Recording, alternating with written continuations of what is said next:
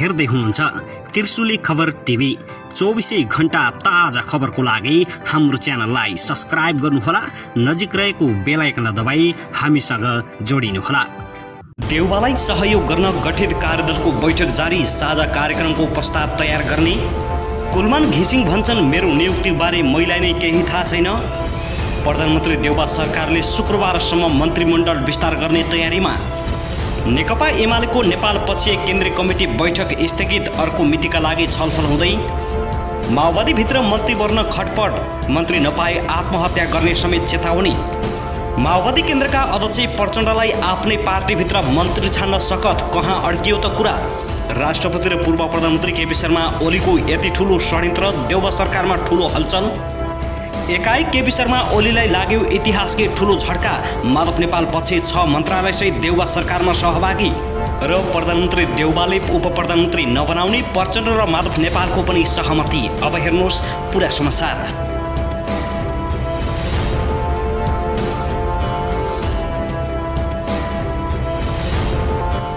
दर्शकबिन नमस्कार, तपाईहरुलाई हार्दिक स्वागत छ हाम्रो च्यानल त्रिशुली खबर टिभीमा।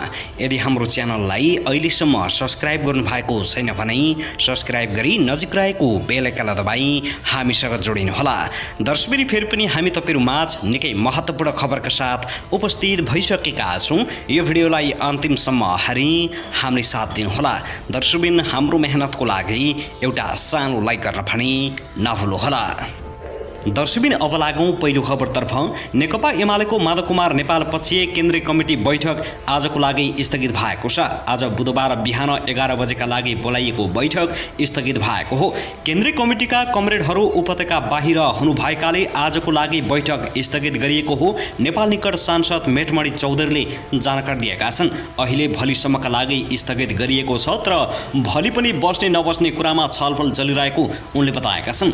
स्थायी कमिटीमा पार्टी विवादबारे पटक पटक छलफल चलाएका नेता नेपालले स्पष्ट सुझाव आउन नसकेपछि आफू निकट केन्द्रीय कमिटी सदस्यहरूलाई छलफलमा बोलाएका हुन्।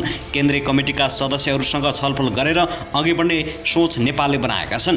पार्टी अध्यक्ष केपी शर्मा ओलीसँग सहकार्य गर्ने विषयमा नेपाल समूहमा पनि मत विभाजन हुने गरेका छन्। पार्टी एकताका लागि बनाइएको कार्यदलका नेताहरू नै अर्को पार्टी खोल्ने वा एमालेमै सहमति गर्ने भन्ने विषयमा एकीकृत हुन सकेका छैनन्। सरकार गठनमा महत्त्वपूर्ण भूमिका निर्वाह गरेका नेपाललाई पर्खिएका प्रधानमन्त्री शेरबहादुर देउबाले अहिलेसम्म मन्त्री परिषदको विस्तार गर्न सकिरहेका छैनन्। एमालेमा रहेर सरकारमा जान नमिल्ने भएपछि अर्को पार्टी खोलेर भए पनि सरकारमा जाने र ओलीसँग नझुक्ने केही नेताहरूको अडानका कारण नेपाल समस्यामा परेका छन्। तत्कालीन प्रधानमन्त्री केपी शर्मा ओलीलाई विश्वासको मत नदिएका तर शेरबहादुर देउबालाई विश्वासको मत दिएका नेताहरू ओलीसँग नझुक्ने अडानमा रहेका छन्। दर्शकबिन त्यसगरी प्रधानमन्त्री शेरबहादुर देउबाले उप प्रधानमन्त्री नबनाउने निर्णय गरेका छन्। नेपाली कांग्रेस, माओवादी केन्द्र र जसपाभित्र उप प्रधानमन्त्री बन्न नेताहरूको दौडधुप तीव्र बनाएपछि प्रधानमन्त्री देउबा उप प्रधानमन्त्री नबनाउने निष्कर्षमा पुगेका हुन्। प्रधानमन्त्री शेरबहादुर देउबा, माओवादी केन्द्रका अध्यक्ष पुष्पकमल दाहाल प्रचण्ड र एमालेका वरिष्ठ नेता माधव कुमार नेपालबीच उप प्रधानमन्त्री नबनाउने सहमति बनेको स्रोतले दाबी गरेको छ। जसपाका अध्यक्ष उपेन्द्र यादवसँग भने यसबारेमा कुनै पनि छलफल नभएको बताइएको छ। नेपाली कांग्रेसबाट उप प्रधानमन्त्री बन्न सुजाता कोइराला, प्रकाशमान सिंह, माओवादी केन्द्रबाट नारायण काजी श्रेष्ठ, हरिबोल गजुरेल, कृष्णबहादुर महरा र जनार्दन शर्मा, त्यसैगरी जसपाबाट उपेन्द्र यादवले उप प्रधानमन्त्रीमा दाबी गरेपछि सत्तारूढ गठबन्धनमा समस्या खडा भएको हो। तीनैजना नेताहरूबीच मन्त्री नियुक्ति गर्दा मर्यादा क्रमलाई ख्याल गर्ने तर उप प्रधानमन्त्री नबनाउने सहमति भएको प्रधानमन्त्री निकट स्रोतले जानकारी दिएको हो। त्यस्तै प्रधानमन्त्री शेरबहादुर देउबा नेतृत्वको सरकारमा कसले नेतृत्व गर्ने भन्ने विषयमा नेकपा माओवादी केन्द्रभित्र विवाद उत्पन्न भएको छ। पार्टीका दुई शीर्ष नेताहरू पुष्पकमल दाहाल प्रचण्ड र नारायण काजी श्रेष्ठ बीच नै विवाद उत्पन्न भएपछि उनीहरू एमालेका वरिष्ठ नेता माधव कुमार नेपालको शरणमा पुगेका छन्। मंगलबार बिहान प्रचण्ड र श्रेष्ठ नेपाललाई भेट्न कोटेश्वर पुगेका थिए। कोटेश्वर स्थित एमाले निकट एक व्यवसायीको घरमा अन्य राजनीतिक विषयमा छलफल भएको भए पनि दुई नेताबीचको खटपट मिलाउने प्रयत्न नेपालले गरेको संवादबारे जानकार एक नेताले बताएका छन्। श्रेष्ठलाई सरकारमा जान नदिन जनयुद्धकालीन नेताहरू एक ढिक्का भएर अध्यक्ष प्रचण्डमाथि दबाब बढाएका छन्। उता श्रेष्ठले भने पार्टीको तर्फबाट आफै नेतृत्व गरेर सरकारमा जाने प्रयास गरिरहेका छन्। जानकार माओवादीका नेताहरूका अनुसार श्रेष्ठले उप प्रधानमन्त्री सहित परराष्ट्र र शिक्षा मन्त्रालयको जिम्मेवारी लिएर सरकारमा जाने कोसिस गरिरहेका छन्। अहिले माओवादी केन्द्रका जनार्दन शर्माले अर्थ र पम्फा भुषालले ऊर्जा मन्त्रालयको जिम्मेवारी सम्हालिरहेका छन्। असार 29 मै उनीहरूले शपथ लिएका थिए। यति बेला माओवादी केन्द्रबाट थपको र कतिजना मन्त्री बनाउने र नेतृत्व कसले गर्ने भन्ने विषयले प्रचण्डलाई निकै तनाव सिर्जना गरेको छ। सरकारमा माओवादीको नेतृत्व गर्ने प्रयासमा श्रेष्ठका अतिरिक्त हरिबोल गजुरेल तथा कृष्णबहादुर महराबी समेत प्रतिस्पर्धा चलिरहेको छ। हरिबोल गजुरेलले त यदि मन्त्री नबनाए आफूले आत्महत्या गर्ने समेत धम्की दिएका छन्।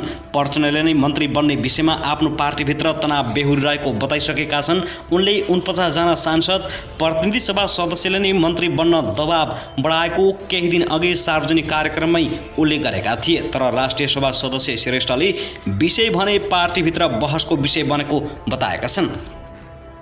दर्शकबिन त्यसैगरी विद्युत प्राधिकरणको कार्यकारी निर्देशकमा कुलमान घिसिङलाई फेरि पनि नियुक्ति गर्न प्रधानमन्त्री शेरबहादुर देउवाले निर्देशन दिएका छन्। आवश्यक प्रक्रिया पूरा गरेर कार्यकारी निर्देशकमा घिसिङलाई नियुक्ति गर्न मङ्गलबार ऊर्जा मन्त्री पम्फा भुषाललाई देउवाले निर्देशन दिएका हुन्। पूर्व प्रधानमन्त्री केपी शर्मा ओली नेतृत्वको सरकारमा उनी कार्यकारी निर्देशकबाट विदा भएका थिए।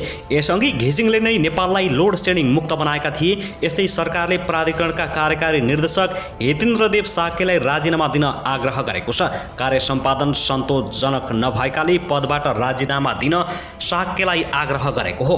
ऊर्जा मन्त्रालयले साक्यलाई गत कार्तिक 21 गते प्राधिकरणको निमित्त कार्यकारी निर्देशकमा नियुक्ति गरेको थियो। उपकार्यकारी निर्देशक साक्यलाई एनईए इन्जिनियरिङ कम्पनीबाट काज फिर्ता गरेर नियुक्ति दिएको थियो। त्यसपछि उनी कायम मुकायमको जिम्मेवारी दिएको थियो। घिसिङलाई प्राधिकरणमा नहदोराएको भन्दै सत्तासँगै विपक्षी दल लगायत स्वतन्त्र नागरिक समाजले ओली सरकारको विरोध गरेका थिए। त्यसक्रममा ठाउँ ठाउँमा प्रदर्शन समेत भएको थियो। यसको बाजी देउवा सरकारले मार्ने भएको छ। दर्शकबिन अब लागौँ अर्को खबरतर्फ। कोरोना भाइरस संक्रमणको वृद्धि दर नरोकिएपछि निषेधाज्ञा फेरि बढाइएको छ। जिल्ला प्रशासन कार्यालय काठमाडौँले बिहीबारदेखि लागू हुने गरी एक साता निषेधाज्ञा थप भएको आदेश जारी गरेको हो। मङ्गलबार जारी आदेश अनुसार सबै प्रकारका सभा सम्मेलन, party palace, cinema hall, restaurant, dance bar, दोहोरी लगायत भिडभाड हुने कार्यक्रम सञ्चालन गर्न गराउन नपाइने, शैक्षिक संस्थाहरूले भौतिक उपस्थितिमा पठन पाठन गर्न गराउन नपाइने लगायत गराएका छन्। प्रशासनले मङ्गलबार नै भिडभाड जन्य गतिविधि नगर्न सूचना मार्फत सबैलाई सचेत गराएको छ।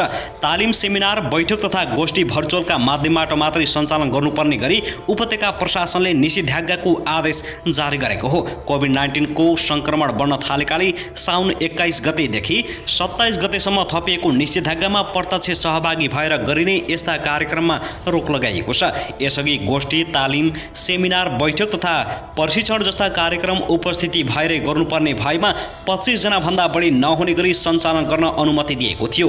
कोभिड-19 का बिरामीको संख्या वात्तै वृद्धि हुन थालेपछि यस्ता भिडभाडजन्य गतिविधि रोक्न कार्यक्रम भर्चुअलका माध्यमबाट गर्न भनिएको काठमाडौँका प्रमुख जिल्ला अधिकारी कालीप्रसाद पराजुलीले जानकारी दिएका छन्। मापदण्ड उल्लङ्घन हुँदा जोखिम बढ्न थालेको उपत्यका प्रशासनले निष्कर्ष निकालेको छ। उपत्यकाको 3 जिल्ला काठमाडौँ, भक्तपुर र ललितपुरका प्रमुख जिल्ला अधिकारी सहित हिजोको बैठकले उक्त आदेश जारी गरेको हो। उक्त आदेशमा कोभिड-19 को लक्षण देखिएका तथा संक्रमितको सम्पर्कमा रहेका व्यक्तिलाई नेपाल सरकारले निःशुल्क व्यवस्था गरेको एन्टिजेन तथा पीसीआर परीक्षणका लागि सम्बन्धित स्थानीय तह, जिल्ला अस्पतालसँग सम्पर्क गरी परीक्षण गराउन र भिडभाडबाट बच्न अनुरोध गरिएको छ। स्वास्थ्यको मापदण्ड पूर्ण रूपमा पालना गर्न पनि अनुरोध गरिएको छ। त्यसका लागि सुरक्षा निकायबाट अनुगमन गरिने र अनुगमनका क्रममा अवज्ञा गरेको पाइएमा कोभिड-19 सङ्कट व्यवस्थापन अध्यादेश 2078 अनुसार कारबाही हुने चेतावनी समेत दिएको छ। जारी आदेशमा सबै प्रकारका सभा सम्मेलन, party palace, cinema hall, dance bar, नाचघर, स्विमिङ पुल, मनोरञ्जन स्थल, सङ्ग्रहालय, रङ्गशालामा हुने दर्शक सहितका खेलकुद तथा मानिसको भिडभाड हुने अन्य कार्यक्रम गर्न गराउन नपाइने विगतको व्यवस्थालाई कायम राखिएको छ।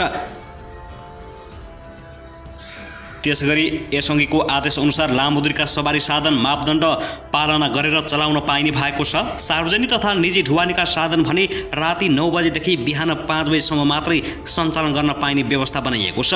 तोकिएको परीक्षा सञ्चालन गर्दा भने एक कोठामा 25 जना भन्दा बढी विद्यार्थी राख्न नपाइने र स्वास्थ्यका सबै मापदण्ड पालना गर्नुपर्ने बताइएको छ। त्यसैगरी अत्यावश्यक वस्तुको अनलाइन अर्डर, रेस्टुरेन्ट तथा फास्टफुड तथा अन्य अर्डरको हकमा टेक अवे वा होम डेलिभरी प्रयोजनका लागि साँझ 7 बजेसम्म मात्र सञ्चालन गर्न पाइने भएको छ। सिट क्षमता अनुसारको यात्रु राखेर यातायातका साधन सञ्चालन गर्न सकिने, तर त्यसरी सञ्चालन गर्दा स्वास्थ्यका मापदण्ड पूर्ण रूपमा पालना गर्नुपर्नेछ। टेम्पो र निलो माइक्रोमा यसअघि लागू भएको 9 जना मात्रै यात्रु राख्न पाइने र यात्रुको बीचमा प्लास्टिकको छेकबार लगाउनुपर्ने व्यवस्थालाई भने कायमै गरिएको छ।